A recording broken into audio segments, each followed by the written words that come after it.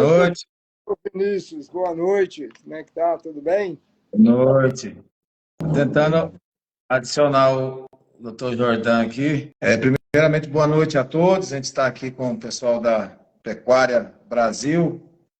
E assim, pessoal, o objetivo dessa live principal, por que eu convidei o senhor Mauro Lúcio, Dr. Jordan Carvalho, que logo, logo vai estar com a gente aqui. Para quem não me conhece, meu nome é Vinícius Borba, sou produtor rural e advogado também. E aí eu sinto as dores do que eu ouço dos produtores rurais nos atendimentos no escritório, e eu sinto as dores minhas próprias com relação ao agronegócio. São as dores que a gente sente, as demandas, os gargalos que nós temos aqui, enquanto advogados de produtores rurais, mas principalmente enquanto produtor rural.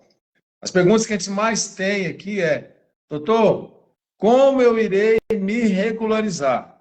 Eu tenho um PRODES, eu tenho um embargo, eu tenho uma restrição no frigorífico, eu tenho N situações que principalmente aqui na Amazônia nós temos, e todos buscando se regularizar, e isso a gente sabe que existem vários processos. O doutor Jordão agora, daqui a pouco, vai entrar com a gente aqui, e ele vai pontuar muito isso. E o outro gargalo, seu Mauro, que é aí onde o senhor também entende muito desse primeiro, mas do segundo, o senhor entende com maestria, o senhor é um professor, uma vez regularizado, ou mesmo não regularizado, como eu faço para produzir com dois caminhos em paralelos? Primeiro, com eficiência e volume de produção, seja ela agrícola, seja ela pecuária, e de forma sustentável. Por que que a palavra sustentável ela é muito importante? Por isso que a gente trouxe o senhor Mauro Lúcio, que muitas vezes é até mal interpretado aqui na nossa região, mas ele é uma pessoa muito realista, por isso que eu faço questão de estar com ele aqui. Por que que a palavra sustentável é imprescindível estar atrelada à palavra produtividade? Porque não adianta eu ter produtividade hoje nessa Amazônia, nossa, sem ter sustentabilidade, porque se eu não tiver sustentabilidade, eu não vou conseguir a minha regularização. Então, hoje, o produtor, por mais que doe um pouco ele ouvir isso, é algo novo, a sustentabilidade, que é justamente essa integração floresta, produtividade, essa adequação, um período de adequação que nós teremos que passar no agronegócio, não só na Amazônia, ela é um caminho inevitável para que a gente consiga trabalhar de forma eficiente, de forma regular, sem ter esses atropelos.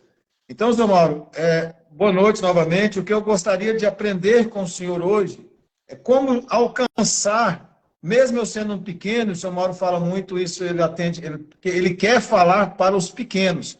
Como eu mesmo sendo pequeno, numa propriedade de 5, 6, 10 alqueires, como eu posso destravar essa intensificação, essa sustentabilidade, alcançar os mercados externos, alcançar melhorias para a minha família. Quais são nossos primeiros passos? Que eu acho que aqui hoje quem nos assiste é muito daqueles produtores que muito mais ou menos igual eu. Ele quer, mas ele não sabe muitas vezes nem quais os primeiros passos dar. E o senhor passou por todo esse processo. Em algum momento o senhor startou essa vontade, o senhor começou e hoje o senhor vem alcançando resultados. Boa noite, doutor Vinícius, e quero te dizer que é um prazer estar aqui com você, participar aqui da live. A ideia é levar para todas as pessoas, levar mais informação, mais conhecimento daquilo que a gente tem feito, tem participado, e realmente o que a gente precisa é ter clareza nas coisas, nas informações, para que o produtor consiga realmente ver se consegue se engajar e conseguir produzir melhor e ter uma rentabilidade melhor na sua propriedade. Uma das coisas, doutor, que a gente tem que ver é que o estado do Pará ele tem dimensões muito grandes, é um estado muito grande e com uma colonização né, com tempos muito diferentes.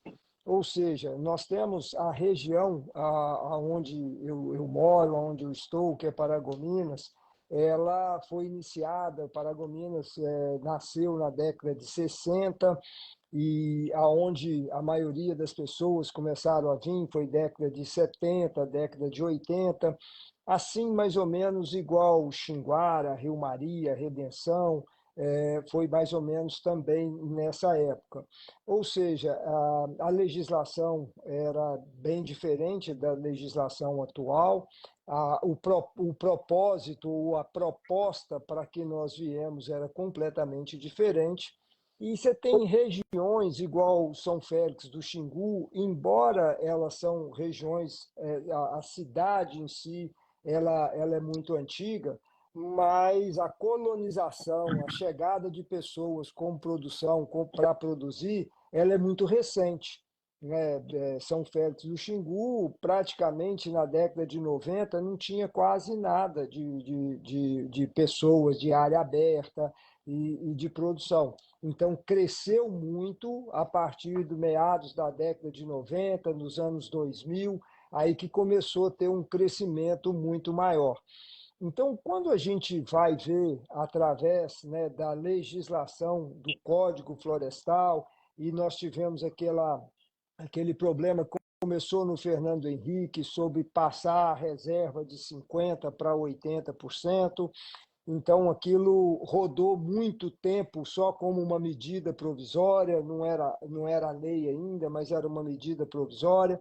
Então as pessoas começaram até a correr, forçar mais na questão dos desmatamentos para poder, sabendo que aquilo um dia ia vingar. Então, nós temos áreas, né, que são colonizadas em tempos completamente diferentes. Então, hoje, o maior problema nosso na questão ambiental são os desmatamentos. São os desmatamentos aqui que faz toda a pressão na cadeia. E aí, quando a gente parte para esse princípio de desmatamento, as pessoas que estão nessas regiões mais novas, elas às vezes o sentimento delas é de ter uma certa injustiça com elas, que as outras regiões tiveram tempo para poder fazer, né, ou acontecer aquilo, e essas regiões não tiveram. Né? Então, o maior imbróglio que a gente vê dessa questão ambiental são os desmatamentos. O restante é muito fácil, você entendeu? Para poder trabalhar. Qualquer área, dificilmente são poucos as regiões ou os municípios que a gente produz em área de APP. São poucos os lugares. E quando você vai falar em intensificação, para você intensificar, para você aumentar a produtividade, essas áreas, por exemplo, de APP, você não consegue trabalhar. Você consegue intensificar em outras áreas, nas áreas que podem mesmo, que têm aptidão, né, para produzir, para a produção. Mas a questão da sustentabilidade, o desafio maior é essa questão do desmatamento. E a questão do desmatamento, o que eu acho muito é nessa questão cronológica aí, que tem municípios que começaram muito mais jovens, você pega Novo Progresso, tem esse problema, você pega Altamira, tem esse problema. Então, a gente vê que essa região oeste do estado, ela é muito mais nova, ela é muito mais recente, e as pessoas elas acham que elas têm que ter o mesmo, a mesma chance, né, que os outros que estão nos municípios mais antigos tiveram. Então, o problema maior que eu acho, o imbróglio maior, é sobre a abertura de novas áreas. Esse aí realmente é e você sabe que teve áreas que foram abertas e tudo. A questão do PRODES, tá? Em áreas consolidadas ou em áreas já abertas há muito tempo atrás, então tem alguns PRODES, mas esses volumes às vezes são pequenos. Às vezes são coisas aí de 15 hectares, PRODES de 15 hectares, 20 hectares.